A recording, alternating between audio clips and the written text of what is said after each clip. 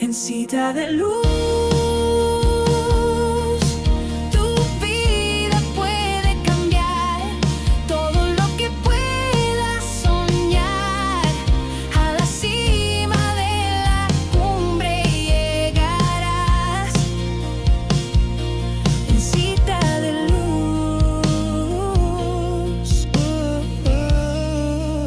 La gente no lee la Escritura por una sola razón, porque no se han convencido nunca de que este libro no es historia. Para los hebreos, esta es la historia de su familia. Ellos cuando leen la Escritura, leen la historia de su familia, pero también siguen conociendo al Dios poderoso con la cual contó su familia. Pero nosotros, occidentales, cuando no leemos la Biblia es por una sola... Hay varias razones. Pero una es que para nosotros es un libro de historia. No hemos terminado de entender que ella es la vida de Dios. La vida de Dios está contenida en la palabra y Él nos las compartió a nosotros. Y esa vida es Jesús, y Jesús es la palabra, según Juan 1:1. No hay que buscarlo, usted lo estudia después en su casa. Por eso la gente se aburre a leer la Escritura, a unos les da sueño, por un problema visual que se puede corregir yendo al oftalmólogo, pero otros se duermen a leer la Escritura porque no saben qué van a buscar allí, no saben qué van a encontrar allí. Porque cuando usted anda buscando una dirección con su carro, o en bicicleta, o en la motocicleta, o a pie, usted no se duerme. ¿Por qué? Porque usted está buscando una dirección. Me pasó a mí yendo a la tienda de comestibles y necesitaba buscar un bombillo que se había quemado a un refrigerador de la casa. Y estaba buscando y buscando y buscando, y yo me metí al área de los bombillos. Todos estaban, pero por colecciones de bombillos de colores, filamentos, todo. Yo dije, pues cualquiera de estos que sea de 40 watts lo voy a agarrar y va a servir. Pero buscando me fui a otra sección y me di cuenta que en esa sección, que yo por nada hubiese entrado allí habían unas cajitas pequeñas con bombillos específicos, que no eran los normales de la casa, sino que hay unos bombillos específicos para refrigerador. Y me di cuenta que hay unos bombillos específicos para el horno de la estufa de la casa. Yo, wow, mira. Uno quiere cualquier bombillo y están hechos para cada cosa. Claro, yo me di cuenta porque estuve buscando y revisando y revisando y revisando y revisando. Y cuando uno empieza a revisar, cuando uno empieza a buscar una dirección, por supuesto que no te vas a dormir, porque la vas a buscar, la quieres encontrar. Asimismo, cuando nos encontramos con la palabra del Señor y empezamos a buscar algo específico allí, por eso que los cristianos deben leer la Escritura cada año, pero también cada año deben estudiar la palabra del Señor. Porque estudiando encontramos temas allá adentro. Y si usted busca temas como el de la santidad, usted lo va a encontrar aquí, pero lo tiene que desgranar y tiene que buscar muy adentro. Y yo estaba buscando un poquito de cosas porque no quiero asustarte. Lo que yo menos no quiero es asustarte. Porque para cualquier iglesia es normal hablar de santidad, para decir, no hagas esto, no hagas aquello, solamente puedes hacer esto y ya todos contentos. Pero nada más Dios se queda allí. No, Dios no se queda allí. Tiene que haber algo más profundo porque Dios es profundo, Dios es maravilloso. Y me doy cuenta que en la palabra, en el libro de Gálatas, si se van al libro de Gálatas, capítulo 4,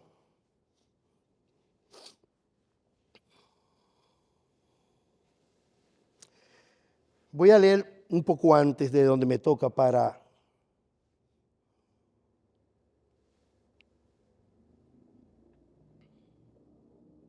¿Están en el capítulo 4? Vamos a leer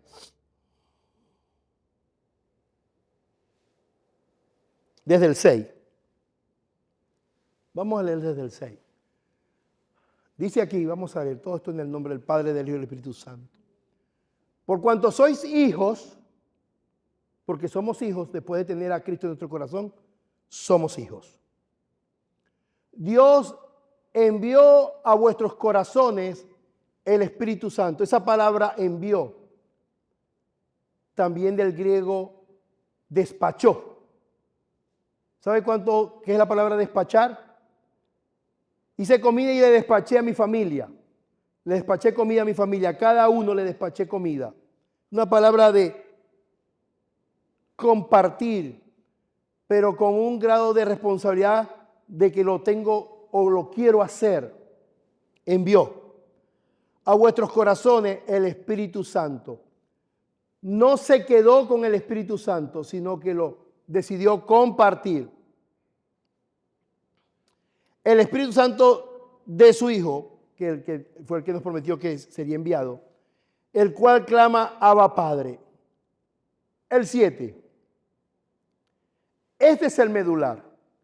El 6, lo que quiero que usted y yo sepamos, que no corremos la carrera solos. Porque Dios nos dio algo. ¿Qué nos dio Dios? Según el 6. ¿De quién? Y de Él. En el griego dice que ese versículo 6 no solamente nos dio el Espíritu de su Hijo, sino también el de Él. Claro, porque el Espíritu Santo es Dios, igual que el Padre, igual que el Hijo. Nos dio el Espíritu Santo de su Hijo y de Él. Con apóstrofe en la E, para que sepamos que está hablando de Él como persona. No estamos solos. Usted y yo no corremos la carrera de la vida solo. Cuando se corre la carrera de la vida solo, es normal tropezarse y caer en cuanta porquería haya allá afuera y que a veces está adentro también de las iglesias y que puede tocar tu hombro, como dice por ahí, puede tocar tu puerta, pero que lo normal es que no esté en la iglesia y que normalmente está en el mundo y que las personas son rescatadas y son lavadas por el poder de la sangre de Jesucristo. Y aunque el mundo no quiera olvidar que tú fuiste lavado y la iglesia no quiere olvidar que tú fuiste lavado, tú fuiste lavado. ¿Sí me explico? Debió haber dicho amén, gloria a Dios. Porque todos hemos sido lavados por la sangre de Cristo. Y a gente le molesta eso. Pero gracias a Dios esto no es por lo que crea la gente, esto es por gracia. Esto es por gracia y esto por medio de la fe. Ahora, el versículo 7 dice, así que ya no eres ¿qué?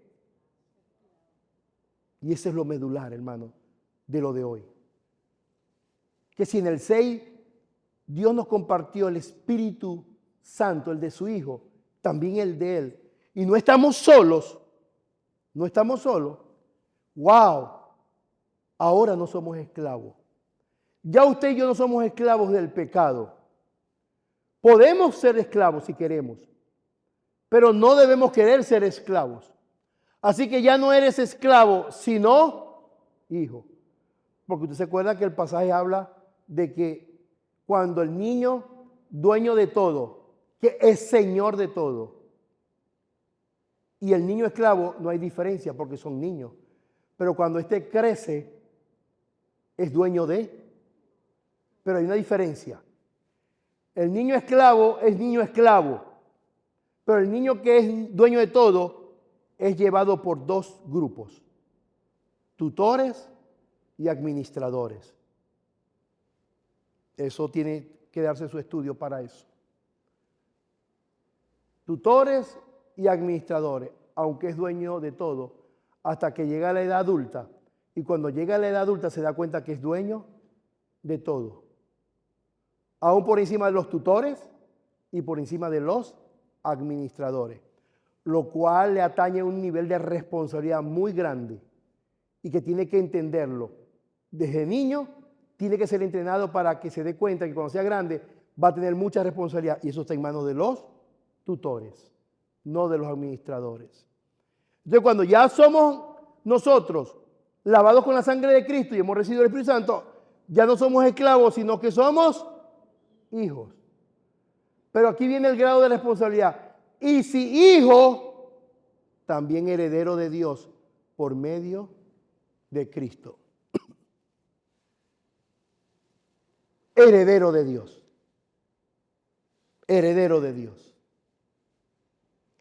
Y si hijo, también heredero.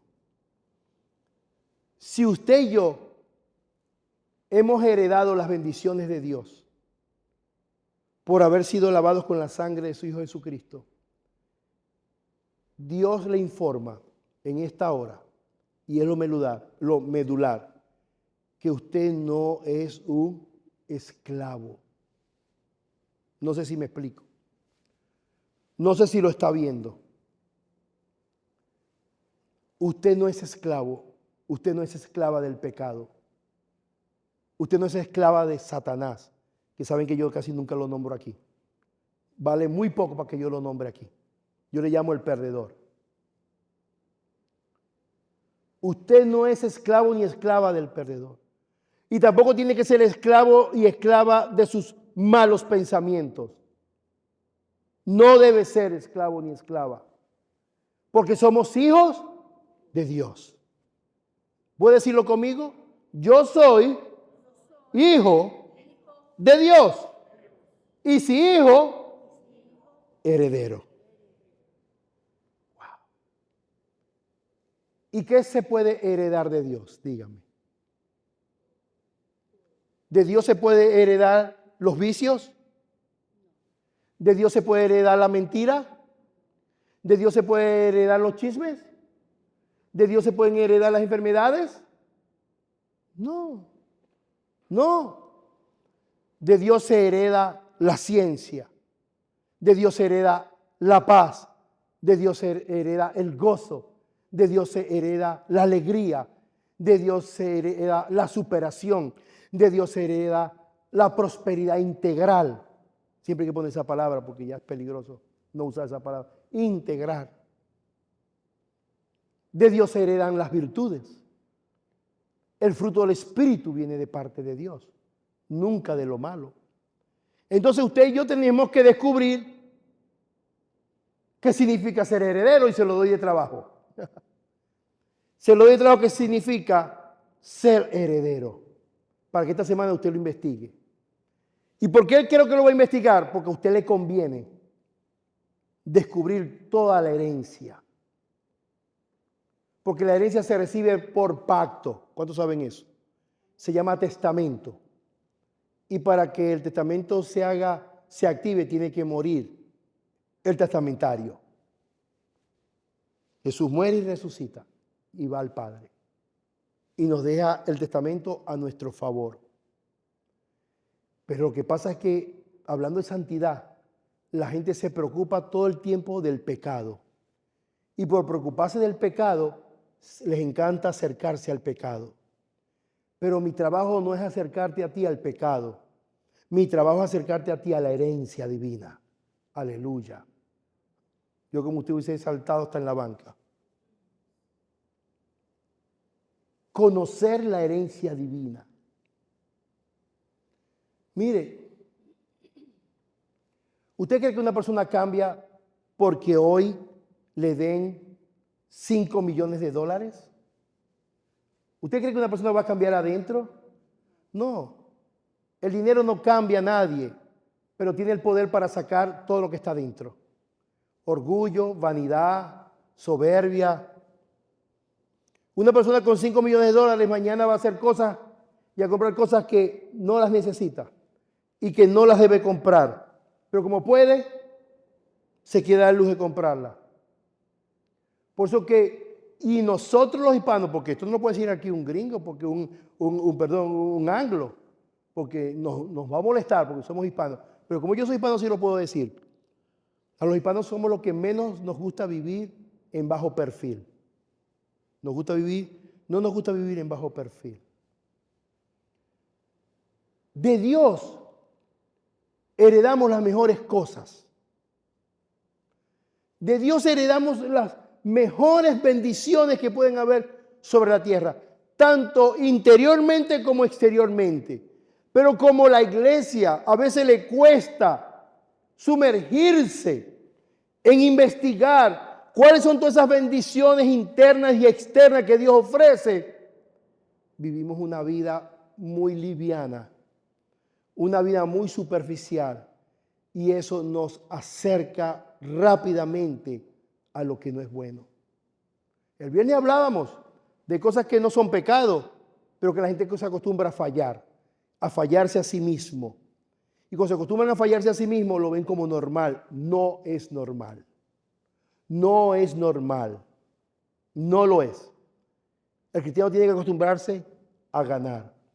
Cuando el rey David se enfrentó a Goliat, su mentalidad era muy diferente a los soldados hebreos. Los soldados hebreos veían un gigante paladín que estaba acostumbrado a la guerra y a matar gente. Tenía tamaño, poder, investidura para hacerlo. Ellos pensaron como soldados. David, que no era soldado, lo que vio fue un problema que tenía tamaño grande, pero que él no podía fallar. Él no lo vio grande para asustarse. Él vio el tamaño y calculó y dijo, tengo que pegar en el blanco. Está muy blindado, está muy protegido, no puedo fallar. Él no pensó como soldado porque no lo era. Y si nosotros nos ponemos en la posición de hijos, y si hijos herederos de Dios, nuestra actitud adentro, aunque nadie lo vea, debe ser la actitud de un ganador.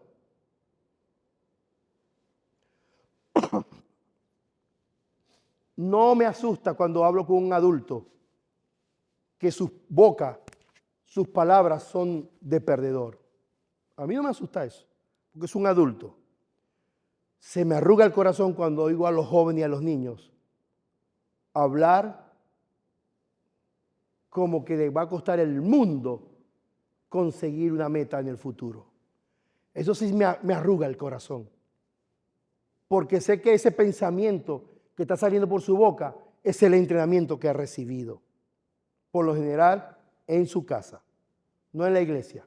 En la iglesia se enseña la palabra de Dios, pero a veces en la casa no se repite la palabra de Dios, se interpreta lo que se escuchó. Y cuando en la casa se interpreta lo que se escuchó y no se repite lo que se dijo la palabra de Dios, ahí le ponemos nuestra levadura. Ahí le ponemos, sí, Dios dice, pero. Sí, el pastor dijo, pero. Cuando ponemos todos esos ingredientes, ponemos a los niños y a los jóvenes en contra de ellos mismos. Porque el pastor, por ser adulto, seguramente morirá primero. Pero ellos que están en la casa de Dios y que están recibiendo un entrenamiento, ya sus palabras están en contra de ellos mismos. ¿Cómo explicarles que ya no son esclavos, sino que ahora son herederos? Y si herederos, y si hijos, no son esclavos, son hijos. Y si hijos, herederos de Dios.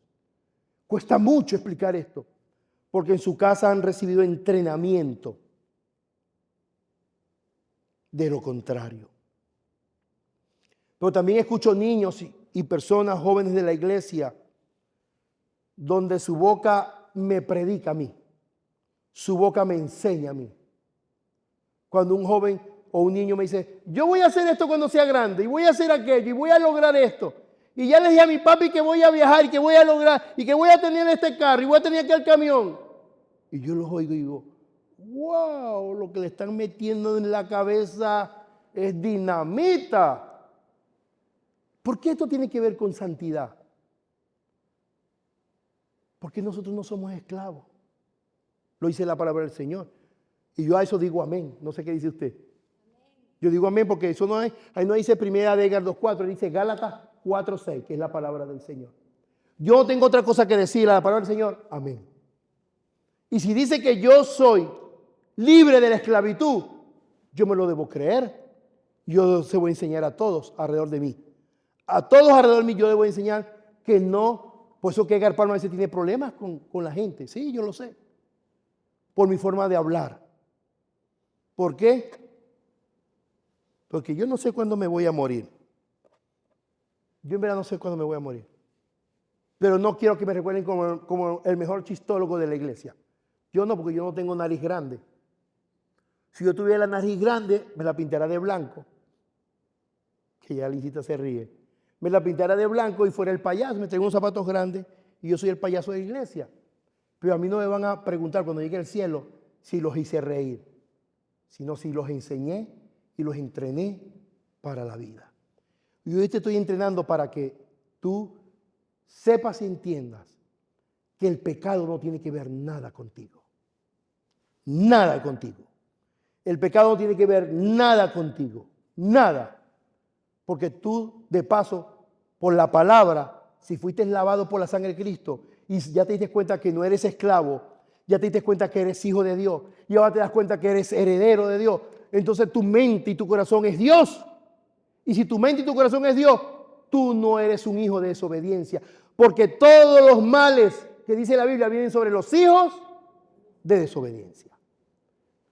Y esos son según los que dice Juan 8 por allá. Dice que cuando Jesús dijo, vosotros sois hijos de vuestro padre el diablo, que es padre de toda mentira, y lo que habla así es mentira. Eso es verdad. Pero nosotros no somos eso. Nosotros somos libres. Ya no somos esclavos. Somos hijos de Dios. En este mes de santidad yo no te quiero a ti aterrar que el pecado te vaya al infierno. No, yo te quiero hacer ver que tú no eres esclavo. No somos esclavos. Somos hijos de Dios. Y como hijos de Dios heredero. ¿Y qué es lo que nos espera a nosotros? El cielo. Entonces yo quiero que tú te enamores del cielo. No que te alejes del infierno por temor. No, esa no es la razón bíblica. Alejarse del infierno por temor. No, es que me quiero acercar al cielo por amor. Y cuando tú te quieres acercar al cielo por amor, a ti no te importa infierno, ni nada que se parezca, y tú mismo sabes que ni te estás acercando, ni te vas a acercar a ese lugar. ¿Por qué? Porque tú cada día te estás enamorando más del cielo. Y esto que yo te estoy hablando es cielo, no es infierno. Entonces, usted y yo debemos manejar esta verdad. Dice el versículo 8, si me ayudan.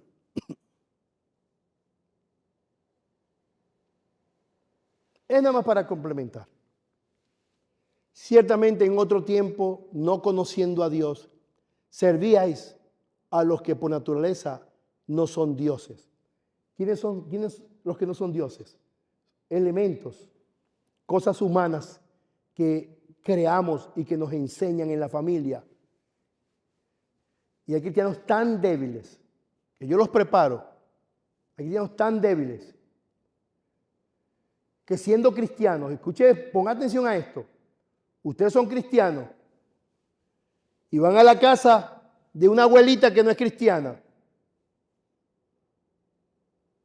de un tío, una tía que no es cristiana, pero usted sabe y yo que le debemos respeto. Pero ella va y quiere que usted agarre una vela, la prenda y se la ponga ahí en el nicho, en el altar, a su Dios. Y usted de sinvergüenza lo hace. Usted puso a su tía y a su abuela, la puso por encima del Dios que le sacó de la esclavitud y le hizo libre y le hizo heredero de él. Usted ponía a su tía, a su abuela, a su hermana por encima. Por congraciarse con esa persona, usted acaba de perder usted, no voy a decir que se ha perdido, usted se acaba de meter en un gran problema con Dios. ¿Dios entiende? No, Dios no entiende. No, Dios no entiende. Usted y yo somos los que tenemos que entender. Porque aquella persona se puede sentir, no me importa que se sienta. A mí me importa que Dios no se sienta. Porque a mí mi tía, mi abuela y mi prima no me dan vida, ni le dan vida a mis hijos, ni le dan vida a mis nietos. Pero Dios eterno sí. Y se la puede quitar cuando Él quiera. Y no pide permiso. Cuando quiera, como quiera, a la hora que quiera. Y no pide permiso. Perdonen que me puse un poquito más exasperado en esta parte. Pero yo conozco al pueblo hispano cuando va a la casa de la familia. Se vuelven débiles simplemente por respeto. Y por respeto ofendemos a Dios. Si sabe que eso va a pasar, no vaya a esa casa. Envíele una ofrenda en dólares para que se sientan contentos. A los dólares todo el mundo le gusta. Y los euros más. Usted no ofenda a Dios. Porque quien cuida a nuestros hijos es Dios. Eso no lo olvido yo nunca en mi cabeza. Eso me lo enseñó el Señor a los 16 años a mí. En un cuarto lleno de calor. Pues yo estaba allí orando. No tenía aire acondicionado en mi cuarto. Calor horrible. A los 16 años me dijo el Señor, tú puedes ir y venir y brincar y saltar. Nunca te olvides que yo te estoy mirando y que voy a esperar lo que yo te estoy pidiendo que hagas. Hasta el día de hoy hago lo que Él me está pidiendo que haga. Y se lo puedo decir. Lo que yo nunca puedo dejar de hacer es predicar la palabra de Dios. Aunque esté en un hospital, en una cárcel, en el pabellón de la muerte, donde esté, yo no puedo dejar de predicar la palabra del Señor. Porque ese fue el compromiso. Y no lo he fallado hasta el día de hoy. Aún arrastrándome he predicado la palabra de Dios. Aún arrastrándome he predicado la palabra de Dios. Aún arrastrándome he predicado la palabra del Señor. Porque fue un pacto, es una cosa de pacto. Yo no quiero quedar bien con el mundo y faltarle respeto a mi Dios. Porque yo amo y respeto a mi familia muchísimo. Pero no más que a Dios. No más que a Dios. No más que a Dios. Dios es lo más sagrado que hay en todo el universo. Y más allá también. Amén. Ciertamente en otro tiempo, pero ya no. Porque ahora somos hijos de Dios. El 9, por favor. Mas ahora conociendo a Dios, porque ahora sí lo conocemos. Antes pelábamos el pedal porque no lo conocíamos, pero ahora sí lo conocemos. Así que ahora cuando fallamos con conocimiento, porque sí lo conocemos. O más bien, siendo conocidos por Dios, porque Él por conocernos dio a su Hijo y rescate por nosotros. ¿Cómo es que os volvéis de nuevo a los dioses, a los débiles y pobres rudimentos? Esos rudimentos son elementos y son hasta dioses creados por cada quien. ¿Por qué os volvéis otra vez a los cuales os queréis volver a esclavizar? ¿De qué nos sacó Dios? ¿De qué esclavitud nos sacó Dios? De todas. De todas. ¿Cuál fue la primera? El pecado. Doctrina bíblica, usted lo estudió ya. ¿Cuál fue la primera liberación que Dios nos hizo? Del pecado. Si no nos libra el pecado, estamos condenados al infierno, porque la paga del pecado es la muerte. Pero nosotros estamos en la vía de Cristo y Dios nos ve bajo la sangre de Cristo. Por lo tanto, nos libró de la esclavitud del pecado. Nos libró de la esclavitud de la enfermedad. Hermano, pues yo conozco a otros pastores que han muerto de cáncer. Pueden morir 1 millón de pastores de cáncer. Ellos no anulan la palabra de Dios. No anulan la palabra de Dios. Que 5 murieron y 4 pastores los asesinaron. Ellos no anulan la palabra de Dios. Que 80 conocí que murieron en tuberculosis. Ellos no anulan la palabra de Dios. Dios se vivifica en usted si usted cree la palabra. Demuestra que usted cree en la palabra. La segunda esclavitud que Dios nos sacó fue de la enfermedad. La tercera nos sacó de la esclavitud de la pobreza. Y la pobreza se mezcla con miseria. Porque hay gente que tiene muchísimo dinero, pero son miserables. Es decir, son tan pobres que lo único que tienen es dinero, pero son pobres. Son pobres en su mente, pobres en su corazón, pobres en cuando ven a las demás personas, al semejante, lo ven a través de su pobreza, a través de su miseria. Entonces son pobres, son los que tienen dinero, pero son pobres. Hay pobres que tienen oro guardado en su casa. Hay pobres que tienen muchas vacas, pero son pobres. Pero hay gente que no tiene oro ni vaca, pero son ricos. Porque saben que Dios les libertó de la esclavitud, de la pobreza y de la miseria. De la enfermedad y de la pobreza, de la miseria. Pero hay gente que se quiere volver otra vez a esos dioses. Eran felices cuando vivían en el pecado. Extrañan el pecado. Añoran el pecado. Ya hasta comparan aquella esquina con los de la iglesia. No, allá yo me sentía mejor. Sí, porque todavía te falta nacer de nuevo. Porque nunca podrás encontrar allá la libertad del pecado, de la enfermedad y de la esclavitud de la pobreza, como lo encuentras en Cristo, y Cristo está en la iglesia. El problema no es la iglesia o la esquina, el problema eres tú. Tú eres el problema. ¿Cuál es el problema? Necesitas vaciarte. Necesitas vaciarte y decirle a Dios, yo necesito realmente que tú llenes cada poro, cada espacio de mi corazón, de mi vida, de mi cuerpo, de mi cabello, de mis órganos, de mis sentidos, de todo. Todo.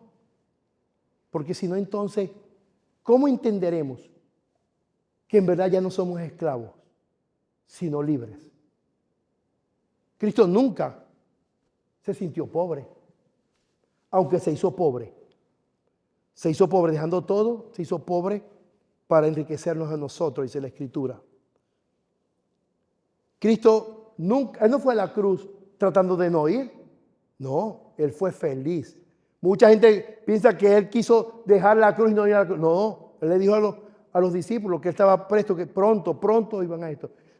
El camino de los últimos días de Jesús fueron tan fuertes aquí en la tierra que los discípulos se le quedaron dormidos. No aguantaron el trajín que Él había tenido. Pero Él estaba contento, porque cuando Él decidió venir aquí, Él sabía lo que hacía. Y aquí, siendo hombre, vivió contento y feliz sus días. Jesús fue demasiado aquí humanamente cariñoso y chistoso. Todos ven a Jesús como una persona demasiado seria. No, Jesús no fue así. Jesús tuvo un sentido del humor tremendísimo. Tremendo el sentido del humor de Jesús. Era feliz. Él estaba feliz en morir por nosotros. Nosotros no tenemos que morir por nadie, pero a veces nosotros queremos dejar todo lo que Dios nos ofrece para irnos a esclavizar otra vez al dolor y la tristeza del pasado. Seguimos al 10, por favor. Guardáis los días, los meses, los tiempos y los años. El 11. Me temo de vosotros que haya trabajado en vano con vosotros. Imagínense. Fue un golpe duro que le dio el apóstol en esta carta a los hermanos. Le dijo, parece que yo he trabajado en vano. No debería ser así. Ustedes tienen que entender lo que está diciendo el apóstol. Que ustedes no son esclavos. Ustedes son libres. Solo que están usando la libertad de la manera incorrecta. No la están usando para ir hacia arriba, para emprender, para lograr, para que el mundo conozca de Jesús, para que lo conozcan a través de tu éxito, también de tu bondad, de tu gentileza. Eso es lo que estaba llevando Pablo a este pueblo. El 12. Os ruego, hermanos, que os hagáis como yo, porque yo también me hice como vosotros. Ningún agravio me habéis hecho. Poniendo las cosas en paz. Y después, pues vosotros sabéis que a causa de una enfermedad del cuerpo os anuncié el evangelio al principio. Porque todos saben que Pablo tenía un aguijón. Porque Pablo era un ser humano como usted y como yo. Y aún los discípulos que fueron primero que él muchas veces lo desecharon. Y nadie en el Nuevo Testamento escribió más cartas que el apóstol Pablo. Y su vida se basó en dos cosas. Él se enamoró tanto del reino. Él se enamoró tanto del cielo. Que él lo que quería era que aquí se acabara todo. Fuera como fuera, que lo decapitaran, que lo crucificaran. Él en verdad lo que ya quería era estar allí al lado del Señor, al cual había perseguido, había escupido, había apedreado, había consentido que mataran a todos aquellos que fueron antes que él en el Evangelio, porque él mismo tenía carta para llevarlos.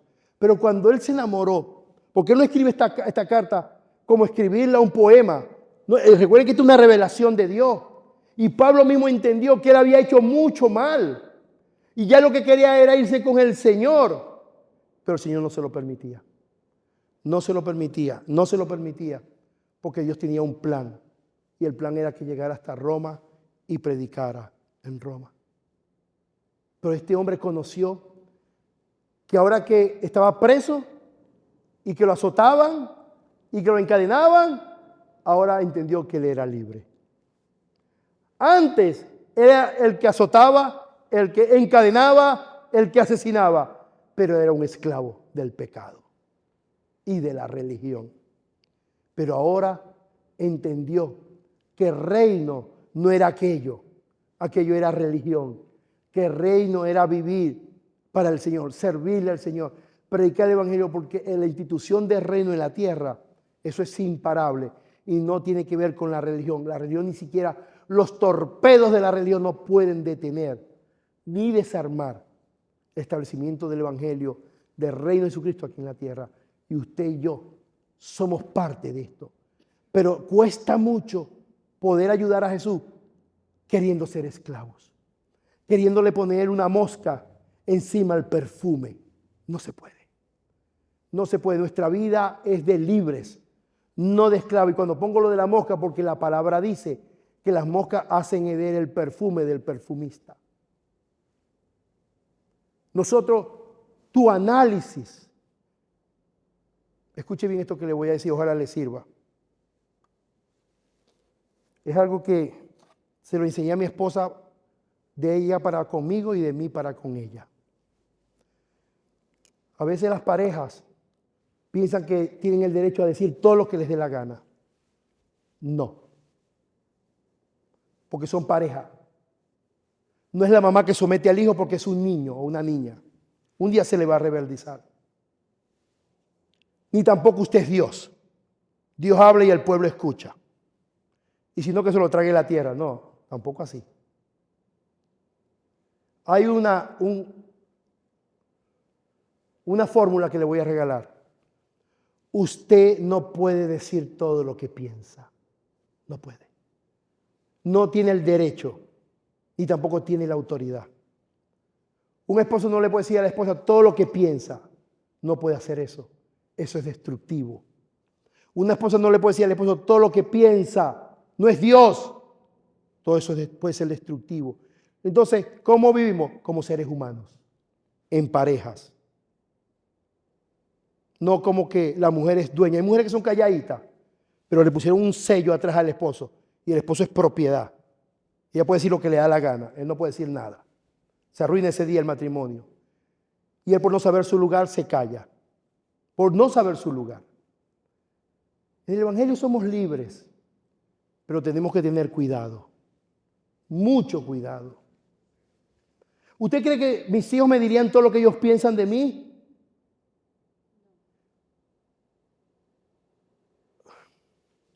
Mire, los que crean que son padres perfectos, yo los voy a bajar de una nube. No hay padres perfectos, mis lindos.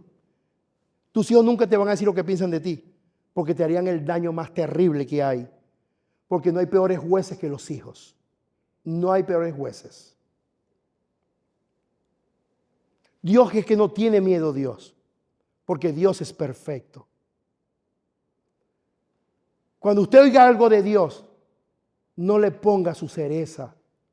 Usted no tiene el derecho de ponerle su cereza, su comentario antibíblico, religioso a la palabra de Dios, porque usted está dañando su vida, usted está dañando su hogar, está dañando su matrimonio.